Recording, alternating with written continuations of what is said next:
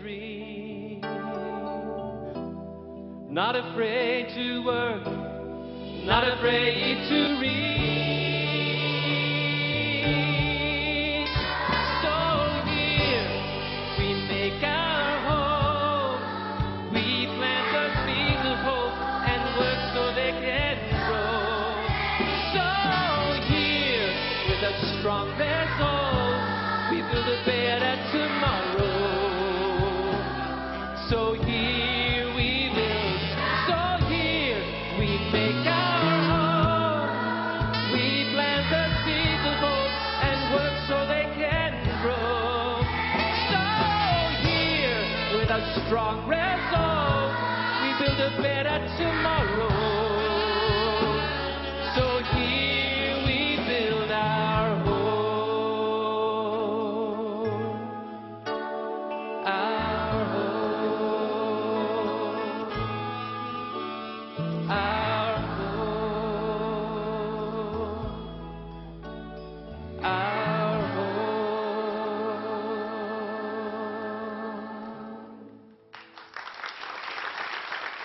Ladies and gentlemen, please welcome to the stage Ms. Lisa Wilkinson.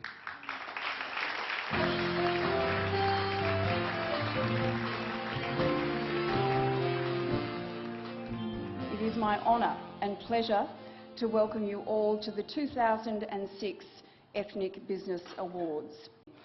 And as I drove here this evening, I was reminded of last year's winner from the large business category, Commandant Fred Ferreira, who arrived in this country with only $100 in his pocket, and now with his company's Wideform Construction and the Horizon Living brands, has an expected growth of close to $250 million.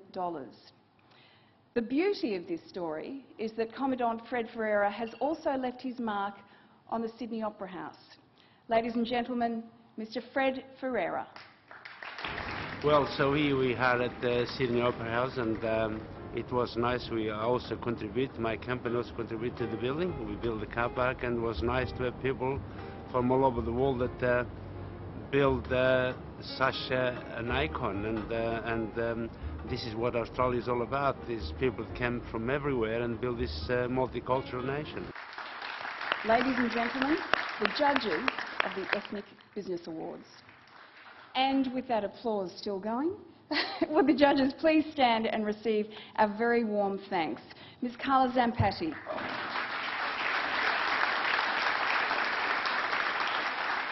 Mr. King Fong.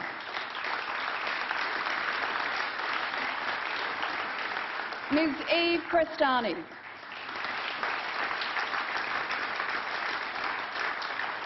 And finally, Mr. Arthur Sanderson.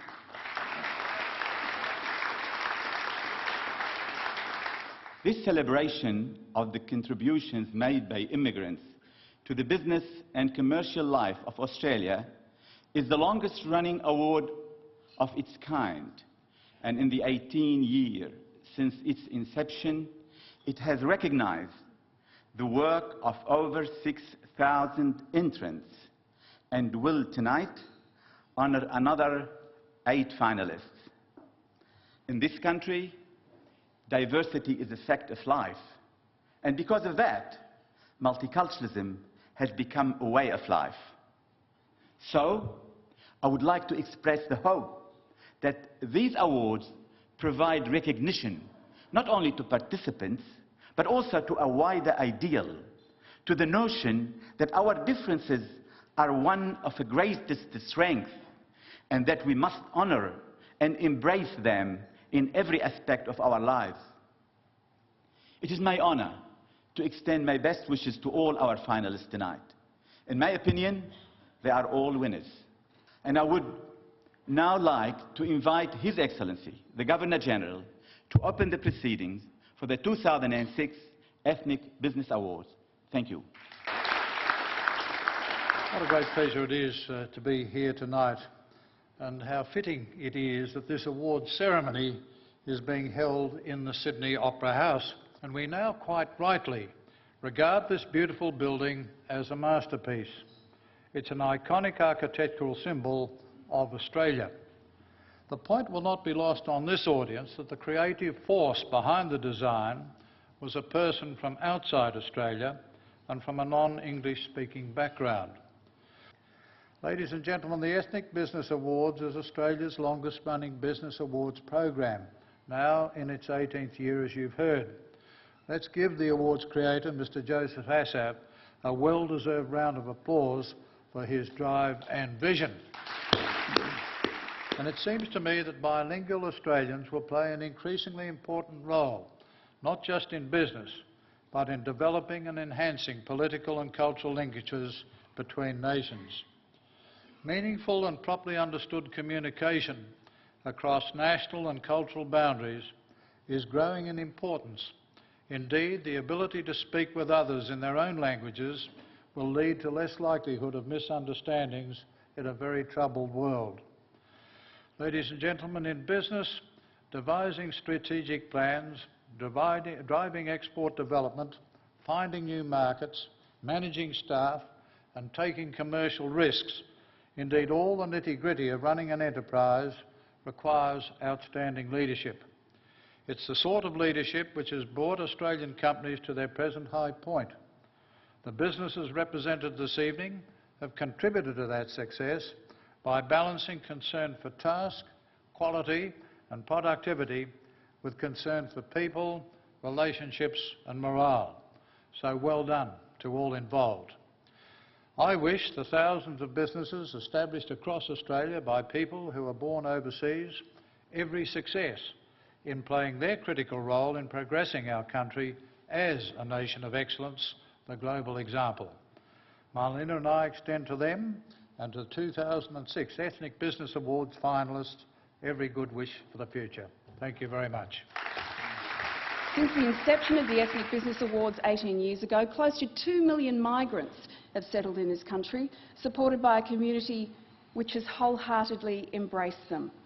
Their journeys have been reinforced over the last 2 decades at the Ethnic Business Awards by a wider community reflective in the sponsors of this event, from government sponsors including the Department of Industry, Tourism and Resources, Centrelink, to major corporate entities including Telstra, Gulf Air, the National Australia Bank, MBF Health and Horizon Living, to media sponsors including SBS, TVB Jade World, ABC Australian Network, E-Telegraph, O-Cosmos, Singtao, Weekly Korean Top, Chow Dong and the Indian Link. These sponsors say each year we support, we encourage and we celebrate the journey. Ladies and gentlemen, Mr Kramer Ball, General Manager of Gulf Air Australia and South Pacific. Well, Gulf Air is committed to the journey. The journey for us is the connection to multiculturalism, to the ethnic communities in Australia. We take our link to the communities very, very seriously. And I see the Ethnic Business Awards as being an extension of that.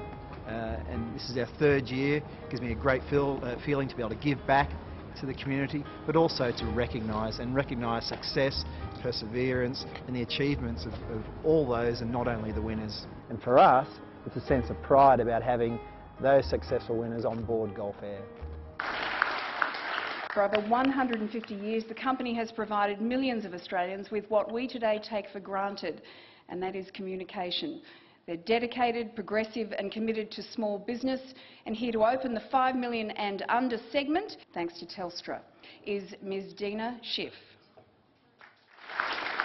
On behalf of Telstra and on behalf of Telstra Business, I'm pleased to introduce the award for the small business category and announce the finalists and later the winner of the small business category of the 2006 Ethnic Business Awards. The small business category recognises and rewards excellence, innovation and entrepreneurship by small business operators who've had business success. In Australia today, there are close to 1.7 million small businesses, with 30% of those small businesses owned and operated by migrants, people new to Australia. Their collective contribution has fuelled the industry, fuelled the economy and shaped our nation to make it the uniquely rich and diverse country it is today.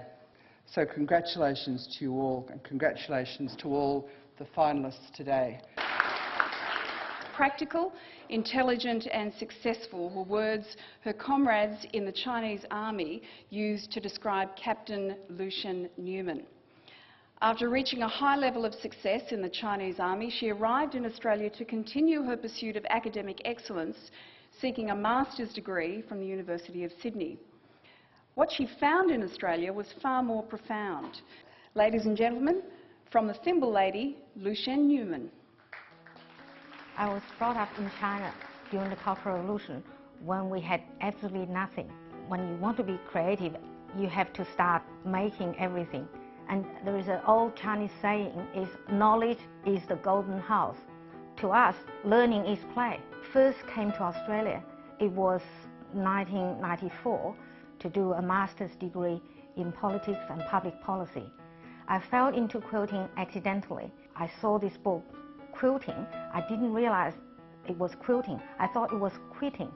I thought, what does that mean? So I picked up the book, had a look, and I was drawn into it straight away. And so I never looked back ever since. So I started making quilt by hand. There was so much pain involved, pricking fingers and all sorts of pain. So I made my own thimble, a different type of thimble. This thimble actually holds needle by itself, rather than holding needle with other fingers. This is a revolutionary concept. Very soon, quilters started to talk about it. That's how I actually get the thimble lady's name, because my name, Lucien, is so impossible to pronounce. People behind me started to call me the thimble lady. So I started teaching and selling my thimbles. Then Australian magazine started to introduce me, and quilters from America read the magazine and then started to contact me, and then Simply Quilt's American TV program asked me to introduce my technique on their program. That's a sign of the need of the market that's crying for such a product. Very quickly, my physical teaching can no longer meet the demand, and people ask me to write it down and to publish a video so they can learn without me being there. And then I made a video, and then I start writing the book about the technique and explaining it. So that's how, and it's in its 4th edition already since 2003, and it has been sold to, well, all the English-speaking countries and Europe where there were quilters. People ask me if I would have been as creative if I was still in China. I think I would still be creative as a person, but as always, but I probably wouldn't be able to make a good, successful business out of a thimble. The reason is Australia society, a society like Australia has upholds rule of law and respect intellectual property, which is the base of my success. It's so important. These really guaranteed people start from scratch to succeed. So that's how I see my success.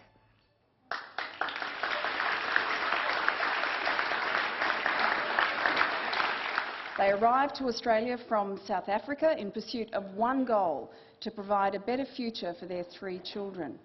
They began a business they knew nothing about, as you would, coffee farming. Their passion to succeed overwhelmed the daily grind of manual labour, as the entire family often worked side by side in the fields of the tablelands in far north Queensland. Ladies and gentlemen, Ian McLaughlin from Skybury Coffee. When we first came to Australia, we landed up in Perth, which is where my parents had recently immigrated to. And whilst we liked Perth and we liked the people there, we felt that we'd like to explore before we settled, and Marion and I got on the back of a motorbike and decided we'd travel until we found a place that we liked. And when we came up onto the tablelands for the first time, we decided that regardless of the business, this was where we felt the most comfortable. I suppose I always had a desire to work on the land.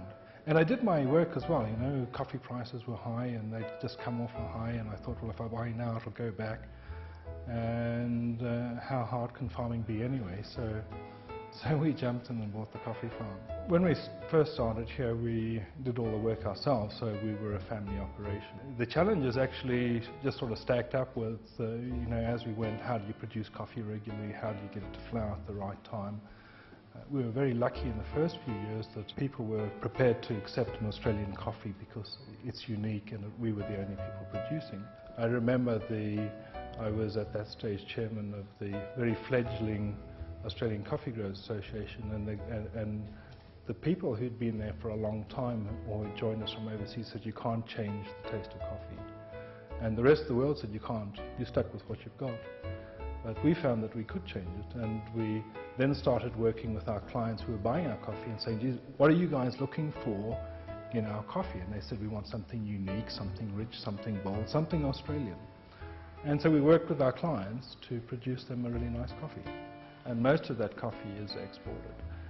We have very strong markets in Europe and in Japan. We export to the largest roasting company in Japan and the smallest. Sainsbury's has been one of our very best customers in the UK.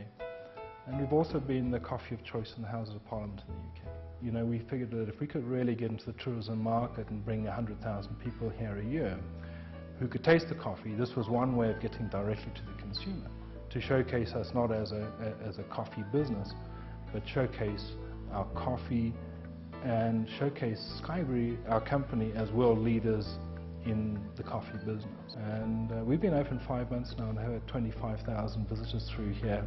The government support that we've received has always been above my expectation because I've always been prepared to do things by myself. Initially, when we were, as the Coffee Growers Association, looking at technical difficulties in managing the growing of coffee, we had the Department of Primary Industry supporting us in terms of horticulture.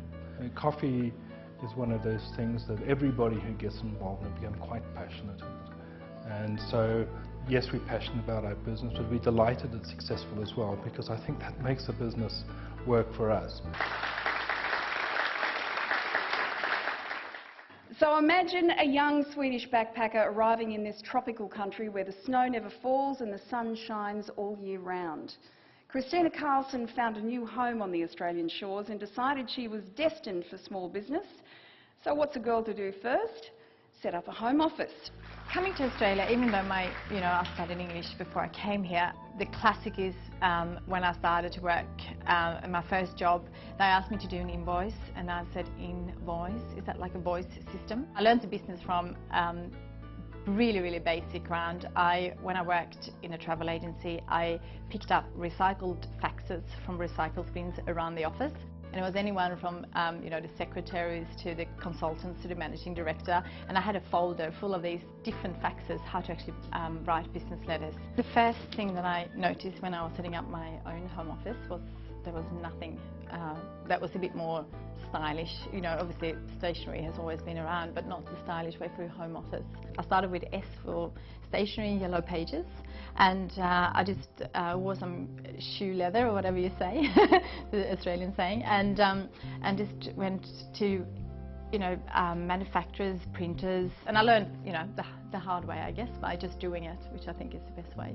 I started with the focus groups, and then I went on to wholesale, and then I went on to selling online, and then I actually convinced Paul to sell his house, which was a bit scary, but we did, and we started our first store in Melbourne Central, and after that we now have about, we'll have 12 stores by Christmas, and our first international store opened in New Zealand a month ago, and we also export to Sweden, which is exciting, bringing back Swedish design into our country. So we do anything from storage boxes to print, to put your printing paper into, to lever art, to binders. We do photo albums. I think it's really important to store your memories in a good quality album. We do beautiful pencils, notebooks, everyday things like erasers, pens from Lamy. Well, it certainly hasn't been an easy ride all the way. It was really tough financially for many years. We started with no money behind. We sold the house and that was about it. There was many nights I was sleepless. Obviously, not having cash was probably the hardest thing that I faced. However, saying that, I think my passion really pulled me through in terms of I had a really tough day cash flow wise, but then, you know, the new products arrived and I kind of forgot about that. So passion was really, really important. And I think also the other thing was vision. I had a vision the whole time. So the short-term issues or struggles that I had was just really small compared to the big vision that I had. My goal for the future is the sky is the limit. However, we'll probably have about 20 stores in Australia next year, and I like to open in my favourite cities being Stockholm, Copenhagen, London, Paris, New York. So that's, you know, that's a long-term goal, but obviously next year we'll focus on Australia and New Zealand.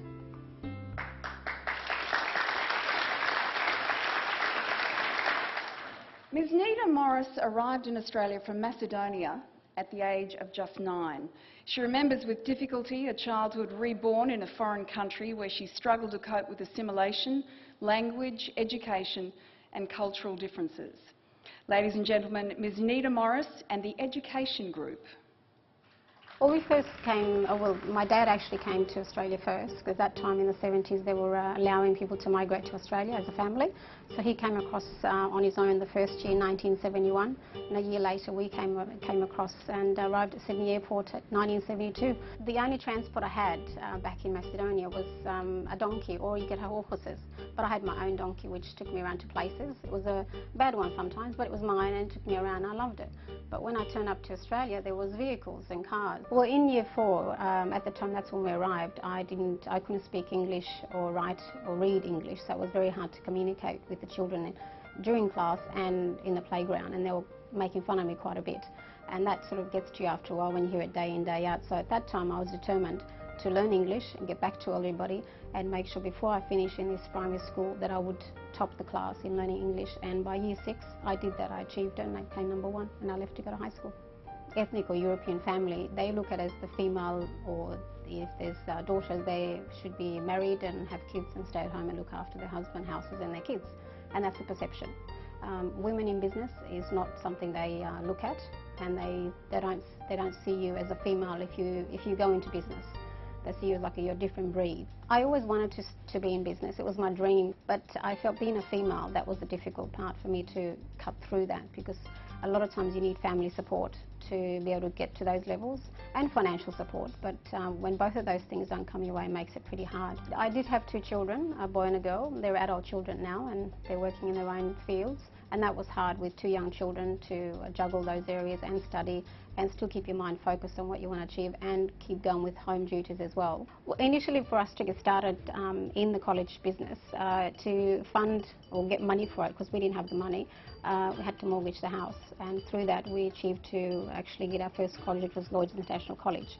And from then, other opportunities came out, and we took on our second college in North Sydney College within 7 months.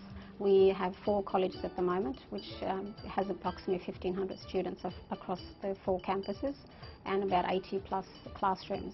And we cover the main majority of our education is English, which is a bit ironic because that's one of the languages I struggled when I first came here, and now we're actually delivering English. My future goal is to establish our colleges within countries where students can study there, still get an Australian diploma in their own country, and then they can come across to Sydney and go forward to a university degree using our diplomas in their country.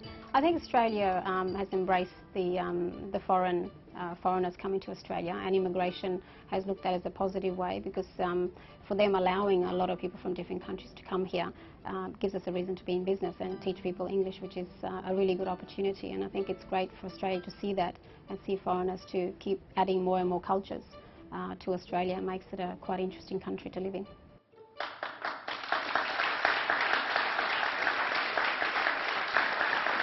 And to present the award for the business category under $5 million, Ms Dina Schiff. Well, it's my very great privilege to announce the winner of the Small Business Award. And the winner is Kiki K Proprietary Limited.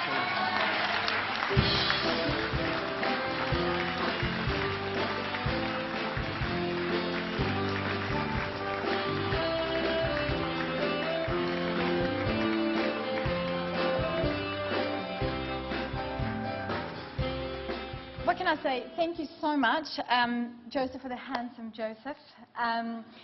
for of course, and thank you for the sponsors. I mean, 2 business class with you guys. I can't tell you how excited I am, and I really don't know what to say because I really should say thank you to Paul, who's my partner, is over there, who dragged me to Australia in my hair. And I love this country and the opportunities I had here. I don't know if we all realise what a lucky country we are. And I'm so proud to be Swedish. However, tonight I'm going home to be a very proud Swedish person to say that Australia is my home. So thank you so much. Thank you. Now this reflects a country where women are celebrated, encouraged and recognised for their most significant contribution. Because of this strong representation, the 2006 Ethnic Business Awards is pleased to announce the creation of the Women in Business Award, recognising the contribution of migrant women in business. The finalist for the Women in Business Award is and are Ms Lucian Newman, Thimble Lady, Ms Nita Morris, the Education Group, and Ms Christina Carlson from Kiki K. Ladies and gentlemen, it is my great honour and privilege to introduce you to the former Sex Discrimination Commissioner and currently running for the seat of Goulburn in the New South Wales State Government, the one and only, the fabulous Ms Prue Goward. It gives me great pleasure tonight to present the inaugural award to mark the achievements of ethnic women in business, the Women in Business Award. Whatever path ethnic women choose to success, there is no doubt that when they get there, it is a huge achievement, and I think we should salute them tonight. Congratulations to all our finalists for the great contribution they're making to Australia and to the communities from which they come.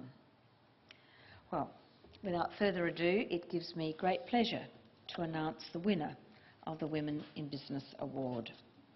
And this year, the winner is the Education Group.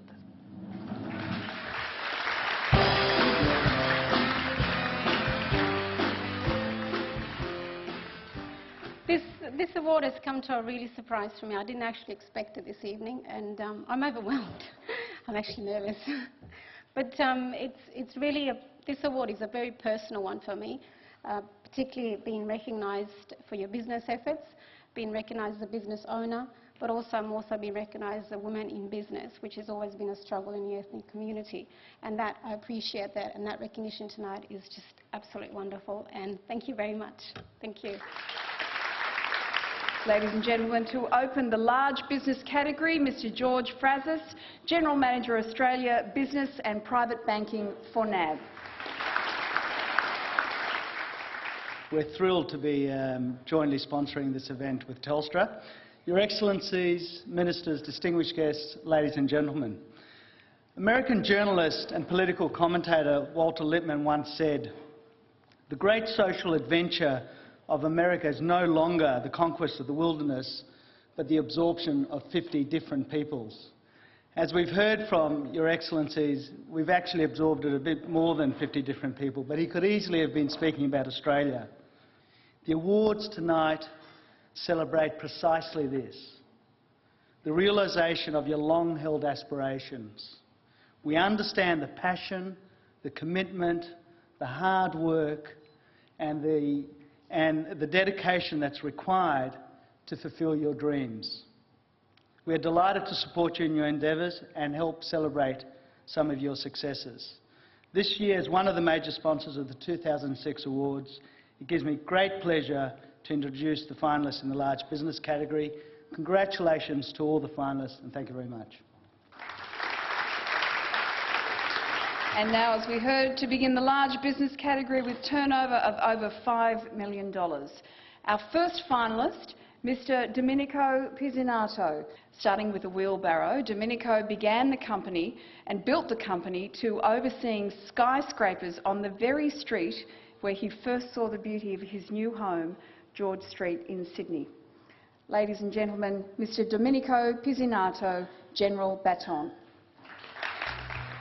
As a young boy, just a few years after the Second World War, and was not working in my country, and I decided to come to Australia.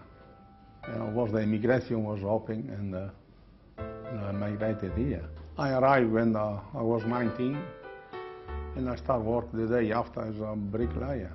I landed in Sydney with £5. And lucky I found some friends, and they took me to live with them, and I was paying a rent of £1 a week. £1 a week rent, and after I started work the day after, and I earned money, and go. No, because I was always, I migrated to a new country, but I want to do something for myself. This was my idea when I left my country, to develop something. I started the company 2 years after I arrived, and with a friend, we decided, instead to work for somebody else, we're gonna work for ourselves, and we started. 2 of us with a wheelbarrow and something doing concreting on the footpath and something around, and grow up from there. And the company, we concentrate more on the concrete side, structured big building, pumping, placing concrete, steel work or something, on a big project. We're doing about 50, 60 floor story at a time now. In Sydney, here in Joe Street, we just finished 160 floor. When we started, it was not so struggle because we were 2 of us, and that's it. But after my partner left, and I said I'll take the business, and I continued by myself, and I had to employ people. And I start working from there, and I got to make up my money to pay every week. Sometimes I wouldn't get the money, because when I started, I didn't have any money. And that was a struggle for some time. I think it's a future for our company, still here, and we got to change, because all the time it's changing a bit. We got to go with the time, and I think there's a lot of opportunity. I think that Australia now is my country, I enjoy it to be here.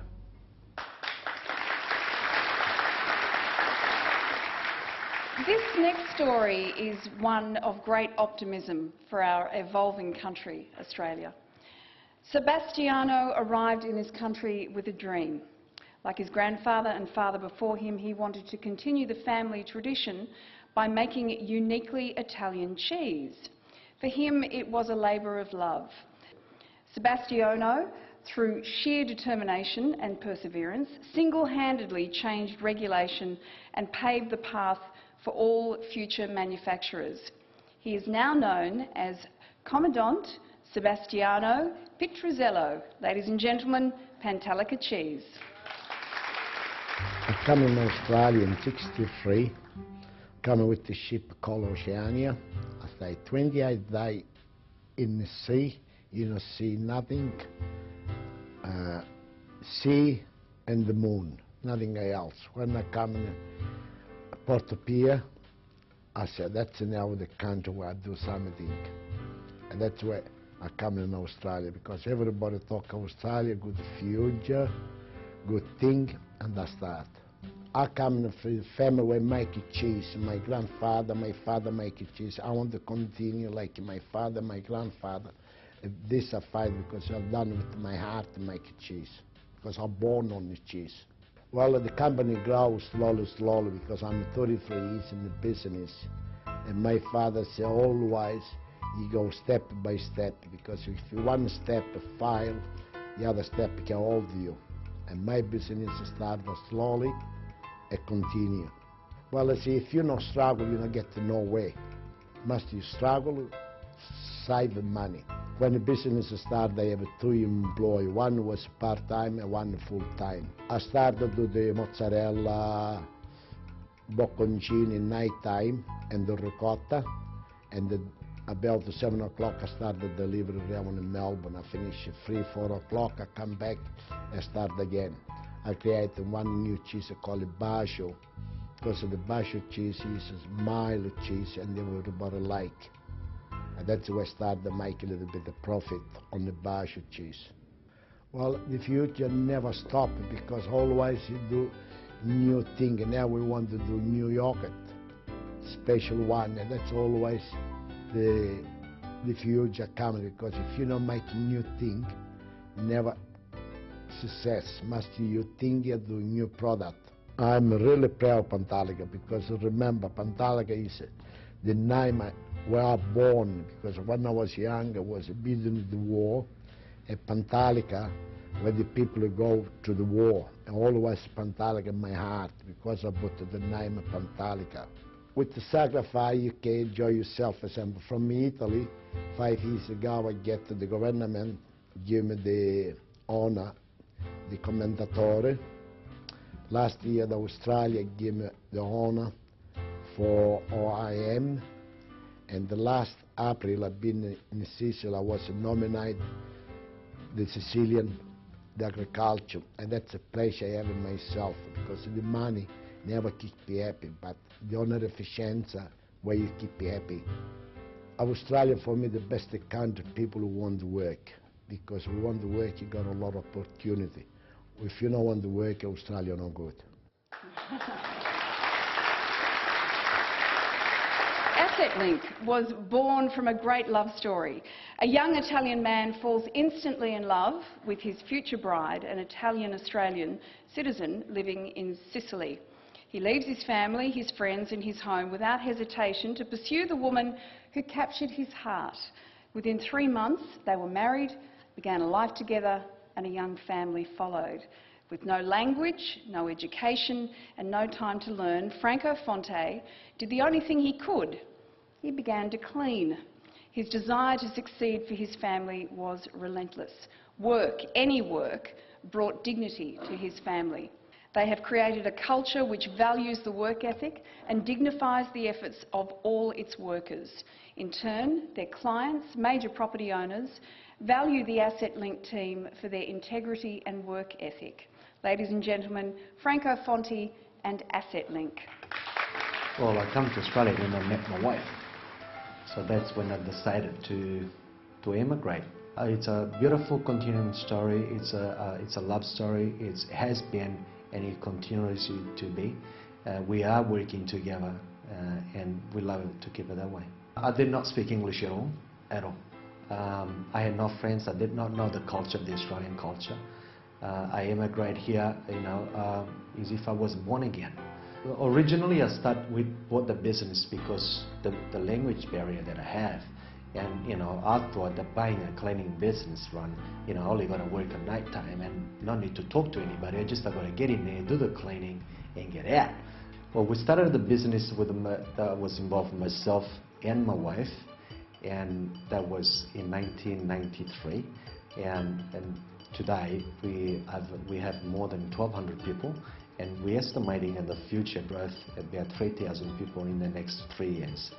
When we started the business on just the cleaning harm only. We realized that there was a lot more demand in the market than just cleaning. So we're diversifying ourselves, the services, into the security services. We're diversifying into gardening. So it's more facility management. And that is a very good thing to do for our building owners. Centralizing control. Well, AssetLink is a link that we linking ourselves to assets. So any buildings, it's an asset. Any property is an asset. Industrial is assets. So we are linking ourselves to the assets. Our client is they are blue chip clients that like Sydney Airport, Macquarie Banks, we have Multiplex, Westfield, ING properties. Coles Maya. Yes, we do employ about 85% of people that are immigrants. I can connect to that because I know how they feel when they come to Australia, and coming to a country like Australia, which is a beautiful country, and be respected, and a company to understand what they're going through and the feelings, the cultures. We're investing a lot of money back into our people. Every time that I walk around, if I say piece of paper, something on the floor, I bent and picked them up. You know, determination, that's what it got me through. The tough time, really tough time. I learned, you know, perseverance is what it take you, you know, it will take you to the next level. We still have a lot to learn, we still a lot to go, but Australia is the safety country to be in.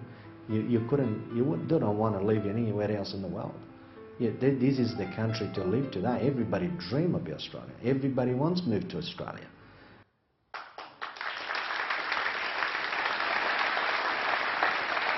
Ladies and gentlemen, Franco Ponti from Asset Link. Sandhurst Fine Foods is a story about longevity. Vince Librano came to Australia and wanted to give his family all that he had not received himself.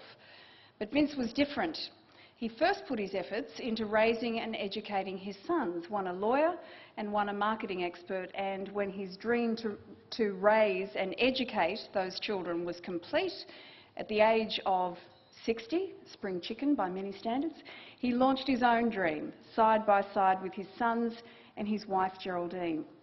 This Italian family is now a major player in the market.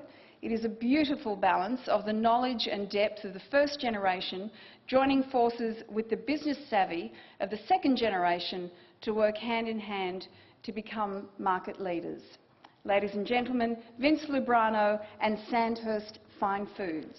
I was working on the boat as a deck boy and heard a lot about Australia, which I studied at school too, you know, at a big island, and on the boat they gave me encouragement to, so when we go to Newcastle, this is my place, and I jumped ship, and here I am since 1950. Well, I liked everything straight away. It was a bit difficult to the language was my first obstacle. I couldn't speak English. I can't speak English now, but I can do a little bit better now. And the food that we used back home was different here. It would be good to produce something here, to sell something continental, see? That's why I got involved. In 1955, I bought myself a truck, delivering groceries to the farmers, Italians, Maltese, Yugoslavs, big farmers, but no time to go shopping, so I used to provide them with a continental grocery, which is called then, pasta, oil, and whatever. So I would provide them with all these continental groceries. And that gave me the idea to open my own shop and then to start manufacturing. So I want to see how good I was, because as I grew up, my mum used to say, you buy and sell. If you don't buy and sell, you never make any money. But I was only a young boy, but those words stuck in my mind. Having a shop, having delivered groceries for quite a few years, and I said, we have a beautiful country here. We can grow anything. In winter time and in summertime. In winter time you can go to Queensland and grow vegetables there. In the summertime you can buy locally. So why should we import these gherkins, chilies, cabbage from Europe when we can grow everything here? We pack them here.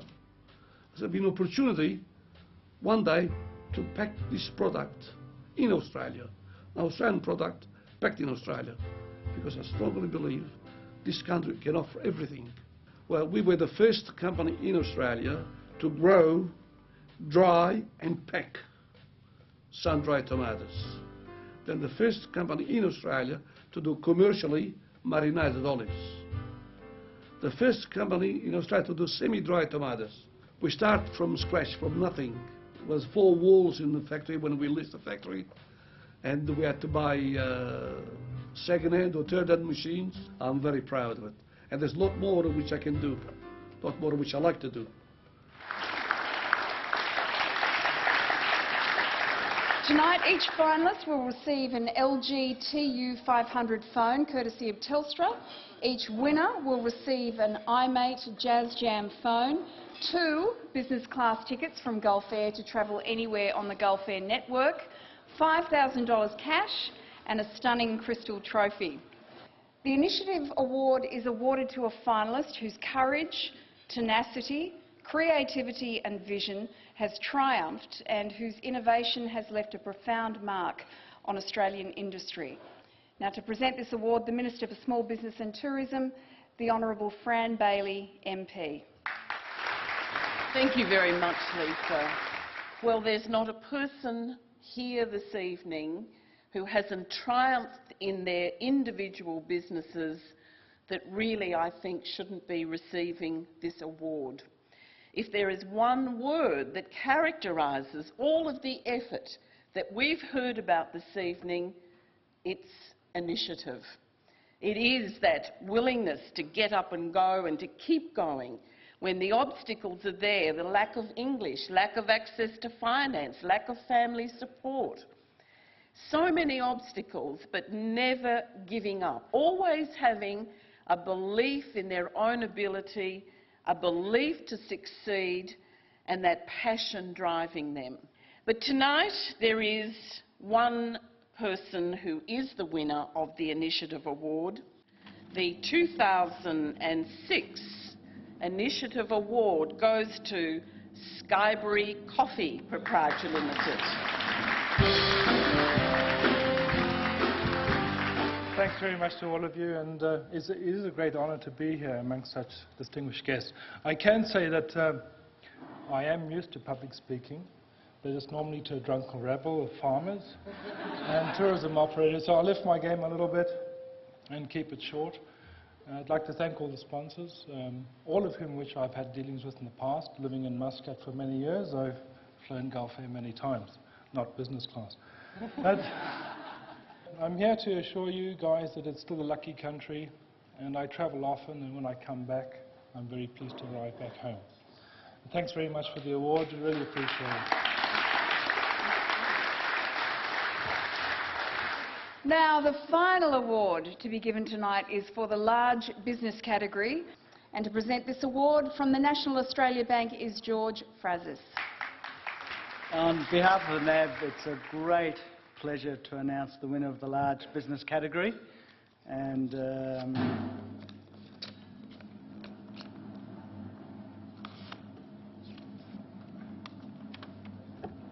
winner is, great for our bones, Pentalika Cheese Company.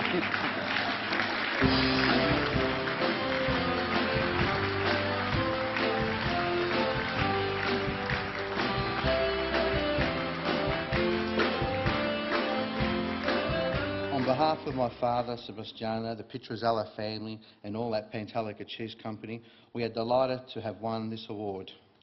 The success of our business comes from hard work and passion from my father. He comes to Australia from Sicily in early 1960s with a suitcase and a dream, and has worked very hard to establish a future for our family in Australia. Now, 33 years on, Pentalika Cheese is a thriving business which the entire family is extremely proud to be involved in. In accepting this award, I would like to thank ECCOM and many sponsors who supported this award, and recognising the contributions of the ethnic business that makes this economy. The judges who must have had very difficult tasks in choosing a winner. The business here tonight who know challenging and rewards of being an ethnic business in Australia. Thank you again. I wish everyone here very success in the future. Thank you. Sebastiano has, as you would have heard, received $5,000 as part of his prize this evening, but Sebastiano doesn't want to keep that money himself. He would like to donate it to Children's Spastic in Melbourne. the Children's Spastic Centre, is that? In Melbourne. In yeah. Melbourne. Yeah. In Melbourne. Sebastiano, congratulations. That is such a wonderful gesture to give Thank that you. money back to the Spastic Centre, and I know that they will be absolutely thrilled. Thank More you. power to you. Congratulations. Thank you, Silvo. It is a story of immigrants, like the ones who came to Australia. And you heard the stories of many of them. A dream.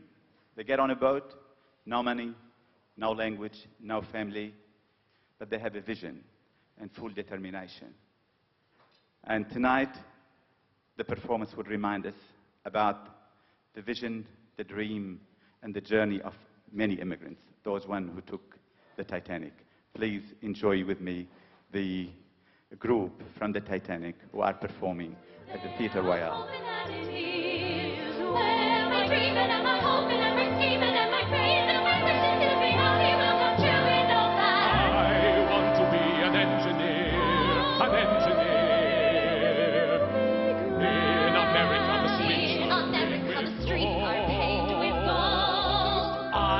The shop to call my own, call my own. America, it's better. America, it's better, I am told. Oh, far beyond the northern sea, on Europe, Cannon falls. And I'm planning that it will, how I'm planning that it will. Where I'm dreaming of my hope and of my scheming and my praying.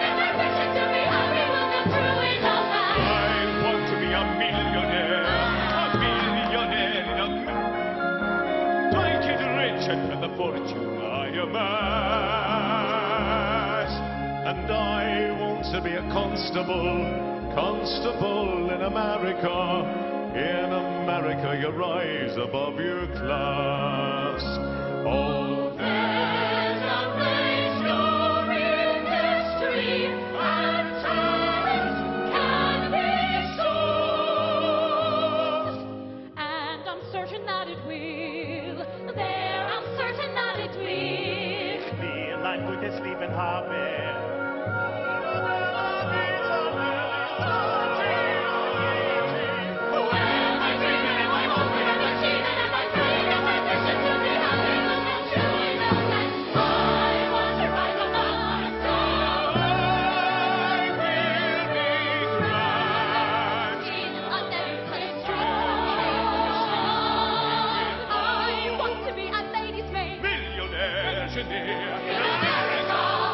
There to place for me and you, there to land the start anew, there to land for the baby.